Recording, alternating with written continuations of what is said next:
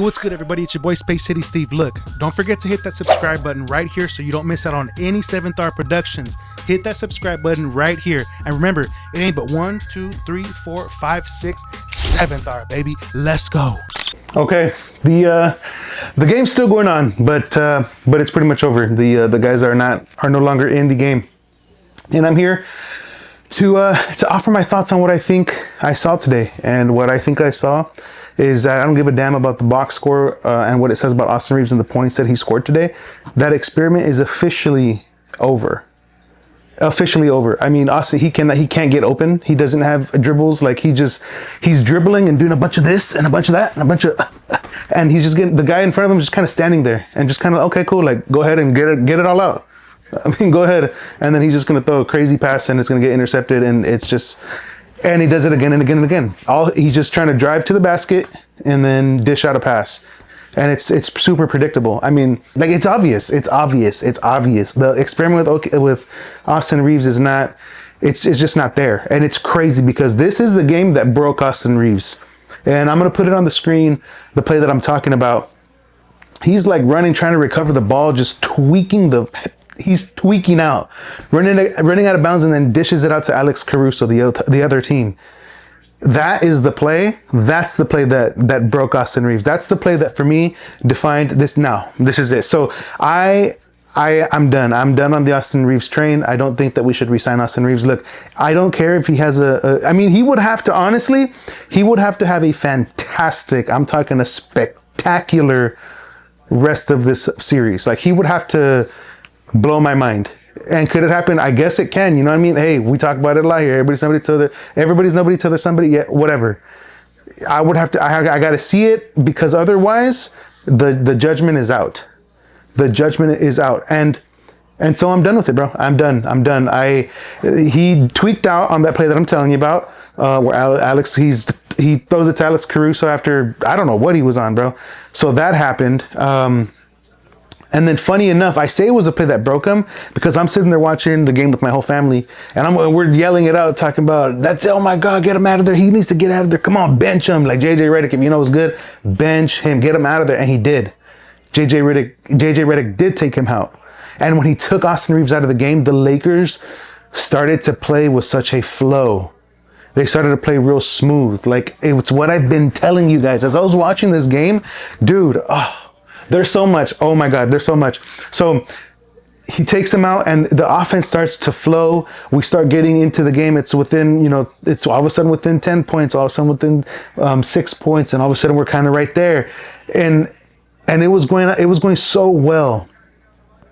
And then all of a sudden we start bringing Austin Reaves back out. I don't understand. That's not the plan. That's not what the Lakers should be doing. And honestly, I want to talk about JJ Redick, because this has it was supposed to be a legacy game for JJ Redick. The Lakers were supposed to win this game, and based on the way JJ Redick tweaked out, he started yelling, got a technical foul.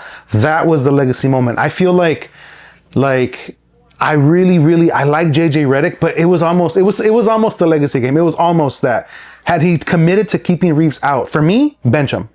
Or bring him out, like, sure, you know what, maybe not fully bench, like you can bring him off of the bench, like find the spots where you can bring him in to kind of sort of, hey, just try to see if you can get open looks, because we need our guys to rest. Had he committed to that? Because he didn't. He took him out, it looked fantastic, and then just started to include him again, and it was terrible. So had he committed to that, this would have been a legacy game, because the Lakers would have won. And it would have been that, like, look, the Lakers are a hard team to coach because the fans are loud. The organization and the fans expect championships. We attract stars. I mean, you're coaching LeBron James, Luka Doncic. That is basketball royalty. You know what I'm saying? And to have the guts to go over there and bench somebody in this, and Austin Reaves is not in that caliber. He's not on Luka's level. He's not on LeBron's level. He's not close to that. But for me, which is why it's like, bench him, sit him down, sun him. No, this is where the men are coming to play.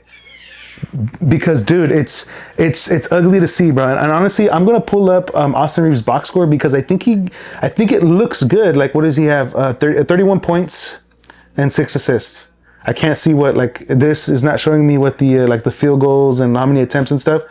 But 31 points, it looks great. LeBron with 23. It looks good. It looks good, but it's not. It's not. No, dude. No. We don't need that. We don't need that. When he was not there, it was way better. It was way better. And DeAndre Ayton didn't have a great game today. He did not have a good game. But this is what I mean. Let's get Austin Reaves out of the picture. Let's start to focus and get some offense around Ayton. Let's not like go in with a game plan. Because look, think about it. Austin Reaves, for one, he leaves his man open all the time. So we're watching this game, right? We see this game, and what happens, right? There's always a turnover that happens, and the Thunder are throwing the ball down the court as they do. That they're the number one team in doing that. Okay, and let me paint the scenario, right? Whoever has the ball is being guarded by a Lakers defender, and the defense looks good, right? Tell me if you're following along with this picture I'm painting, because we see this happen every time. Transition happens. Lakers are playing decent defense on the guy who has the ball. They kick it out, and then still there's a Lakers guy that rotated just in time. It looks great, and then they throw a long pass right across the court, and there's an open OKC player, wide open, shoots an easy 3 and hits it because they're in the NBA, and that's what you're supposed to do, right? That scenario plays out a lot, doesn't it? Transition, swing, good defense, swing, good defense, cross-court pass, open 3. Like, what are these open 3s? How are they getting so many of these open 3s? That happens. Am I right? You're with me? It's Austin Reaves, man. That is Austin Reaves, man. What are we supposed to do with that? What are we supposed to do with that, Doc? You're not, look. Luka Doncic can get away with not having good defense. He can get away with that. He can get away with that because guess what? If Luka's in this game, he's dropping 50. With the way this game was going, he's dropping 50. Luka Doncic can do that.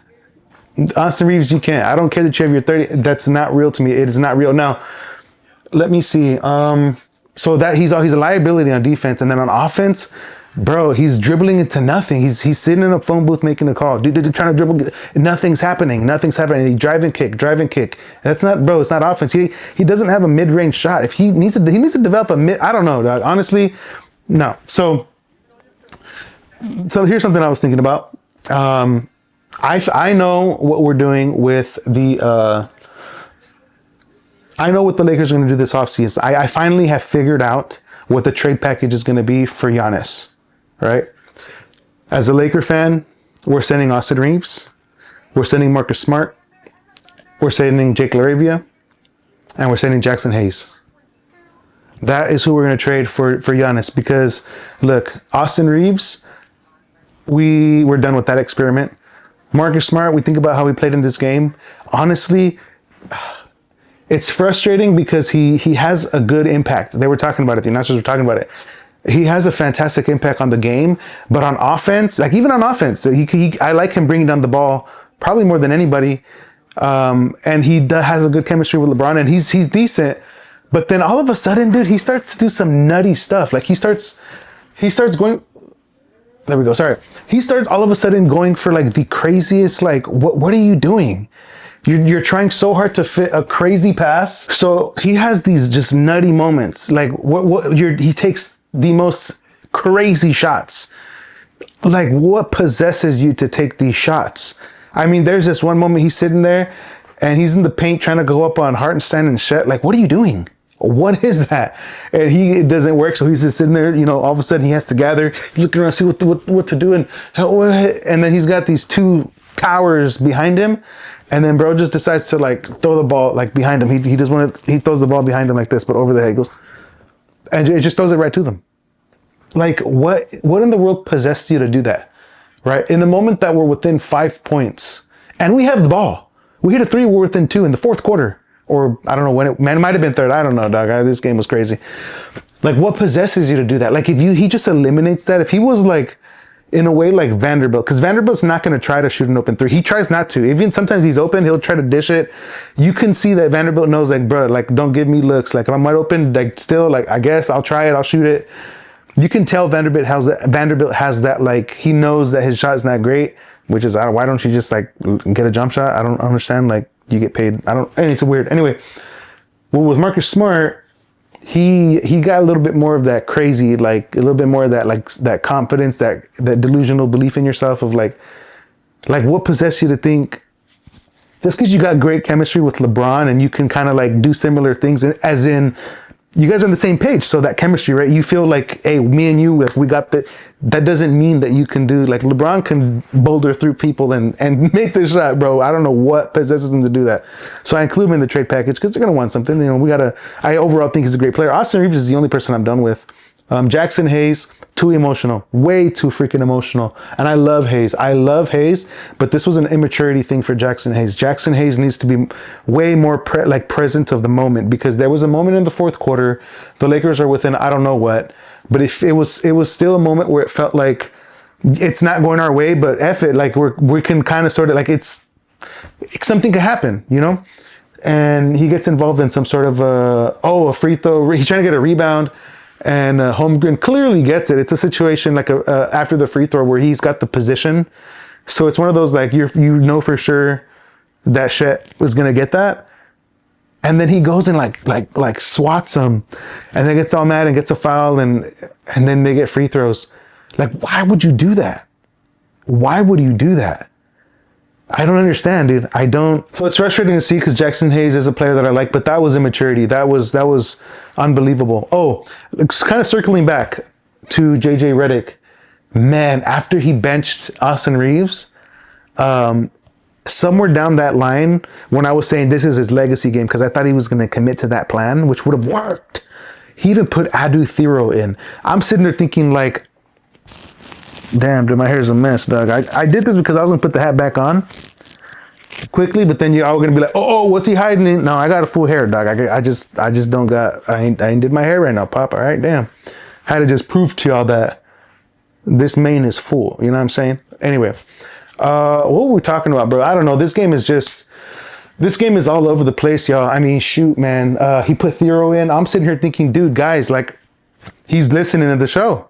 He's listening to this. He's subscribed to the channel, dog, because I'm thinking he putting Thero in there. Let's get some athleticism. Let's get a rebounder. Let's get someone who wants to get gritty, get in there. You know what I mean? It was, bro, this was close to being a legacy game. And that technical foul, after JJ Redick got that tech, the Lakers were moving with a different type of swag, baby.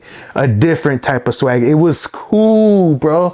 But it all happened without Austin Reaves, bro. The moral of this story, this video, what I want you to know is that Austin Reaves ain't that. He's not it. He's not it, pal. He's not it. We need to game plan with him not in mind. And it's not hard feelings. Look, if he wants, I don't even think we should bring him back as like a role player. Like, even if he was down to like, hey man, all right, well, I'll get paid whatever. No, dude, like, it's over. It's over, dude. It's over.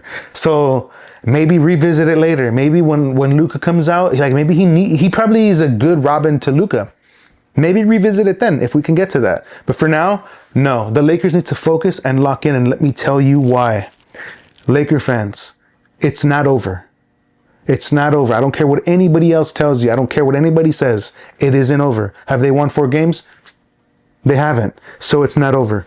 And I'm going to tell you what needs to happen in order for the Lakers to win. One, the Lakers, JJ Redick needs to step into that. He needs to step into who he is as a coach. You know what I mean? He's a second-year coach. His only other experience is his daughter's basketball league or something like that. And he got in through LeBron and all this stuff. But he's proving time and time again that he's a great coach. He's got great defensive schemes. He needs to have the nuts to make a crazy decision. Nah, you're getting benched. You're coming. We'll bring you in the second quarter for fresh legs. You know what I'm saying? Something crazy like that. I truly believe that JJ Redick needs to do something like that. But the reason why I feel a slimmer of hope, and honestly, a little bit more than a slimmer, because bringing this back to LA, like, look, these games end super blown out. They end super blown out. But well, 20 points or whatever. It looks way worse. So bro, oh my God, it's going to be insufferable. Laker fans, I'm sorry, dude. Me included, man. We all got to go to work and we all got to hear the people talking about, you see, oh, y'all just, oh my God. Y'all know, it's going to look worse than it is. But this series is a lot closer than anyone wants to believe. And look, I'm here to tell you the straight facts because it could happen. But everyone needs to listen to these words, including JJ Redick. Put me in the locker room, fellas. Big trust. Austin Reaves, I'm sorry, pa. Let's take a little bit of a back seat. You're a great Robin for Luka, and we'll revisit that if we can get Luka back. Está bueno? Cool. LeBron, we need you to continue. Like, let's orchestrate this offense through you. Let's get DeAndre Ayton involved. Let's game plan around 3 people, Laker fans. Okay, this is how we're gonna do it. JJ Redick needs to have the cojones to do it, but we needed a game plan around LeBron, obviously, because he's playing fantastic. I was saying, come on, LeBron, in the fourth quarter, just take over, start, because he was getting pissed at the refs. We're gonna talk about that BS in a minute, but I was like, take over offensively, bro. But it's like, come on, dog. Like, he's beat up out there, dude.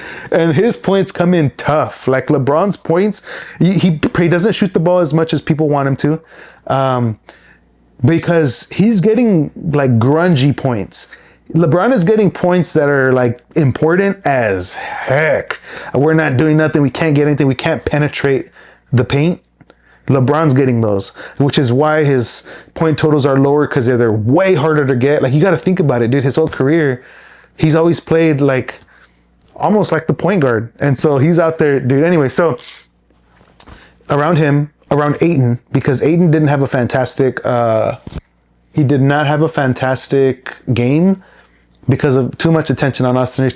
Too many attempts went to, no. Eso no es, papa. Eso no es. So DeAndre Ayton, we got a game plan around him. Hopefully a bounce back game coming in LA. And then the third person that we need to, like, what are we doing? And these are the reasons why JJ Redick isn't fully, this was not a legacy game. 1, you have to win in order for it to be a legacy game. 2, you got to crash out and make a crazy bench. You benched him. So it's like, whoa, that's how you become not a Phil Jackson, but get what I mean? That's how you become a coach, like a character. There are a lot of coaches on teams. Who's coaching? What's the name of the coach of OKC, dog? We don't care. Who's coaching the Pistons? I don't know, dog. We don't know. But there are certain coaches that are like Doc Rivers. You can't deny it. You know what I mean? Eric Spoelstra, Phil Jackson. You know what I mean? Ty Lue. There's coaches that you just know they're elevated to another level. Well, JJ Redick won a nutty decision where you became me. It's my team. You know, the players aren't running this. He's getting there, and he's doing it in a way that's friendly, but he's not all the way there. But hey, these players, this is developing. I was gonna say, like, one of the bright sides is JJ Redick. We have a gem of a coach. Oh my God, you give us. We're gonna get Giannis. We're trading Austin Reaves. I already said the package.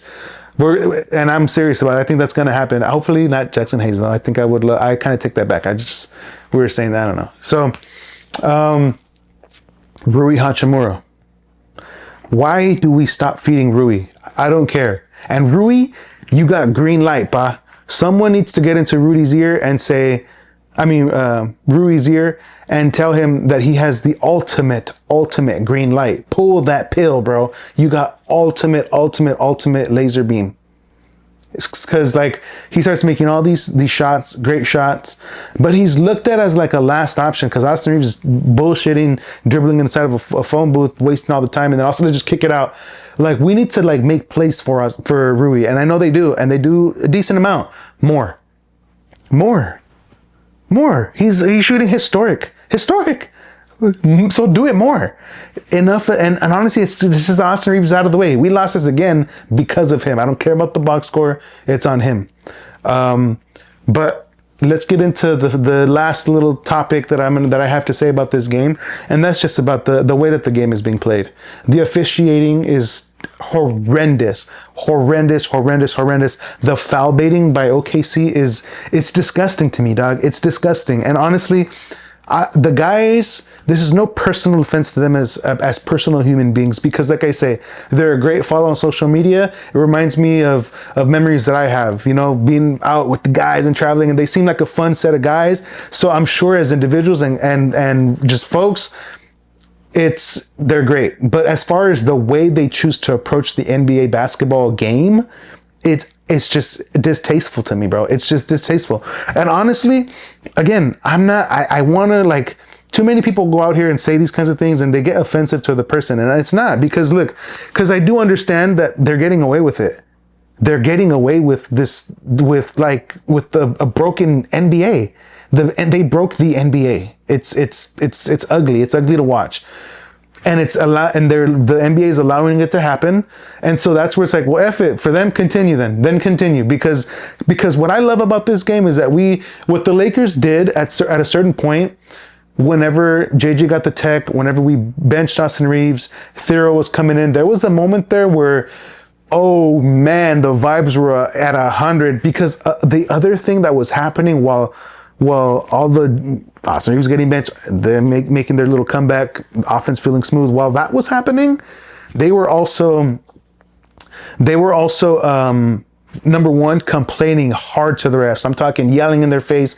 Man, one of those refs didn't have the guts to eject or give Brown a tech, but anybody else gets a tech there. They were being super vocal. JJ was being vocal, talking about like this and talking and delaying the game, challenging shit. It was like they were flopping hard. And it was wonderful to see. I said, let's do it. Because if we're gonna have to fall on the sword, let's show them how destroyed this product is. Which, by the way, let's talk a little bit about Jaylen Brown. So he goes over there talking about how, well, I'm 50-50 on him. For one, my favorite season ever. I feel like low-key, that's a little bit of a slight to Jason Tatum, bro, just because he was hurt and you were able to take all the reps his favorite season. Like, that's kind of shade. Like, oh, my favorite season was the one you weren't involved in, Pop. Like, when it was my team, I kind of want you out of here. I don't like that. And then he won the finals and won finals MVP. And sure, like, you had a great time this season, but like, it's giving participation award. I don't rock with that, Pop. I don't like that. And then Donovan Mitchell saying something about, oh no, this isn't tough. This isn't pressure. Like, finding my next meal's pressure. You know, where I live, pressure. Like, Pop, like you don't live like that no more. We're not buying that, dog. You don't got that pressure. That's not pressure. You don't have that pressure. And he's like, oh yeah, like, I'm just, you know, this is fun. It's giving, like, where's that Mamba mentality, bro? Like, this is, wow. We're seeing all the iPad babies, like, play the game at this point, Doug. And maybe that he might not be an iPad baby according to the time frames or whatever, but like, it's giving that energy, bro. And it's nasty, dog. Like, I want to see a competition. What you mean? This is all, you know, this isn't, no, bro. Like, what happened to the intensity, bro? Like, dang, bro. What happened to that, dog? Like, you know what I mean? It's weird, bro. You see the competitive intensity of Jordan and Kobe and Shaq and all these guys that have that respect for the game and want to compete and win within the confines of the game. But the other side of Jaylen Brown that I do rock with is where he's calling out the league for the foul baiting, the crazy foul baiting. And I guess him and Embiid were going at it, and Embiid was doing a lot of it, and that's kind of where that started, I believe. And then he got fined $50,000 for that. The league fined him $50K, which is, I mean, I guess for them it's not too much, but damn, that's massive. You know, that's a lot of money. And then bro goes, he fires up another stream, and he doubles down on his sentiment. He says, look, I got on here to say what I got to say. And if I got to say it, I'm going to say it. And he said, it's just foul baiting is ruining the game. It is, you know? And then he goes on to say, he's like, and there goes SGA. He's about to win his second MVP on that same strategy. It's corny. And I agree with him. And honestly, by the way, why do the players get fined for speaking their mind about the game? I don't understand that. That's honestly ridiculous by the NBA, and that needs to be absolutely changed. I mean, I get it. This is not like, you know, you're your own organization. You can make the rules you want to make, and sure, like, you're entitled to make the rules that you want, NBA. But that's a corny rule. That's like it's kind of, that should be an implied, like, hello, this is America, freedom of speech. It should be an implied, like, thing that you can speak out. You literally are the product. Like, what? So allow me to be the voice of the players, dude. It's gross, and the NBA needs to take a look at this. The NBA needs to change all this. The foul structure needs to be completely reworked, and the players need to be able to speak about this. Look, Jaylen Brown should not be fined for speaking out on the game that he plays. He's literally the product. he is the player in the NBA, and at that, he's got accolades behind him. He's a respected player. You know what I mean? You can't deny that. So finding them is just weird. NBA, do better. NBA got to do better than that. Tying it back and wrapping up my thoughts about OKC versus the Lakers. I think that the Lakers, again, another missed opportunity, and hey, that's what it is. That's what it is. Hey, the lessons can be learned in the losses, bro, but at the end of the day, it's about winning or losing, and they're not winning. So it is what it is, bro. I'm not here to try to, sell you spray painted dog crap. You know what I mean? I'm not here to try to sell you that, but if I can glean some positives out of here, it would be that JJ Redick, he's kind of sparking up that like breakout moment of him becoming a coach on a different tier by doing the benching of Austin Reaves. That needs to happen. I think that there was a lot of like, I felt a lot of LA pride, a lot of LA swag when I was watching, when they were making their runs, at the end of the second quarter. There was a feeling that there was an energy the Lakers had. And I do think that that's going to carry over to LA. I kind of feel like this is a similar situation to when LeBron was playing the Celtics, when he was with Miami, I believe. This is a little similar to when LeBron was playing Golden State. This feels awfully similar to that, fellas. So be aware, because LA has a little bit of a swag. What I was yelling out, by the way, throughout the game, I keep telling you I'm going to go live. I will at some point, guys. Because, dude, I can't sometimes remember everything that I say like in through the games, and I feel like those are valuable nuggets. But throughout it, I was like, if y'all want to see flopping, welcome to Hollywood, baby. This is Hollywood. This is LA. We don't give a damn about none of that. I started yelling about Chet Holmgren. Well, we figured you out, Pop. You're not really all that. He don't got a bag, by the way. So whenever, guard him up close. He's not going to cross you. He's not going to shoot over you. He's not going to do that. And we give him a little bit too much space to see what he's going to do. He's not it. Chet, there's a reason why Wemby hates that mother. He not it. Chet, there was a moment there that it felt real found out. The OKC, the Thunder, there was moments in that game that they felt fraudulent, where it felt like, yeah, the whole gimmick is up. The gimmick is up. It's over. Chet, all you want to do is get rebounds, and then shoot open because people think you're gonna do stuff, but you really don't got a bag. You know what I mean? It was like, I don't know. It felt real figured out, and I feel like there's an energy. Like, again, we were almost catching that fire, bro. I felt real excited. I forgot to mention this about Austin Reaves. There was a moment that Austin Reaves, I felt like, could have redemption. I don't feel like that anymore. But there was a moment there, because I felt like this game broke him. I still believe that this is the game that broke him. I don't give a damn about nothing else. But you can see how after that, I don't think Austin, I don't know, dude, never mind. After that, he had good moments, because I feel like it was like solidified. He got defined. He broke. He broke. And so that's it. It's like, that's it. Like, it's kind of like, oh my God, you peed your pants in front of the school.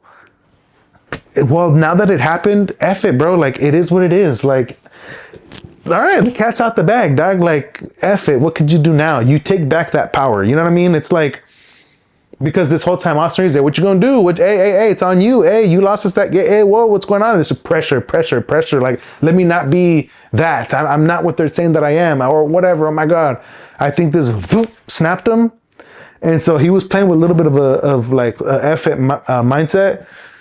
And so there were moments that it was working a little bit, but it's not worth the majority of the rest of the stuff that he does out there. So, guys, I have definitely said the things that I'm going to say about this game. Yeah, we'll see what happens, man. Hey, these games coming back to, dang, dude, this is great. These games coming back to LA, we'll see what happens. We'll see, dude. We'll see the energy. Look, I'm going to be keeping a close eye to what they're saying in their post conferences and all that stuff, and the locker rooms and all that whatnot. And with I'm checking with a couple of the sources and see what's up, man. We'll see what these Lakers are feeling like. yeah, so I'll keep you all posted. Look out for the other videos that I have on this channel. Subscribe if you guys are not already. Give it a like, because it definitely helps the channel. Share it, tell your friends about it. This is exciting, dude. Like, you know, a piece of me feels that it'd be exciting, dude. I would love it, dude, if the Lakers could pull off some magical stuff, because obviously a huge fan of the Lakers, but also a huge, like, I have a passion of the sports and what I'm talking about here, but also about just doing this in general, you know, having cameras and all that other stuff. And I'm not going to get too deep into it. This is not the video for that. Subscribe though, because there's other videos out here for that. But it's cool. You know, piece of me feels like that'd be lit if they were to pull some magic off and mess around and win a championship on the year that I decided to say, hey, you know what? I know how to do these videos, and feel like I have something to say. Let me make some Laker videos. And it's almost like, that's cool, dude. And I see you guys are subscribing and watching the videos and watching into them. And I appreciate y'all, dude. I appreciate y'all for watching through. And if you got to this point of the video, then I really appreciate you, dude. I rock with you heavy, dude. But I played out of 2K. Tap in, dude. Like, there's a lot going on this channel, bro. Hey, so it's out here. SEVENTHAURA, my brand, making this, you know, making something of myself, bro. And so I appreciate y'all being part of the journey. By the way, this is SEVENTHAURA hat. You can get it.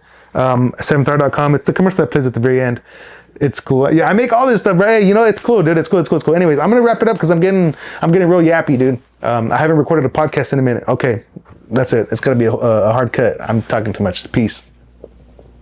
I believe that art lives within every soul, within you, and it's not just what you create, it's who you are. 7thARA exists to affirm that truth, to remind you and the world to embrace your inner creativity and to pursue your one wild and precious life. Every piece we make is an invitation that becomes a declaration of one simple truth.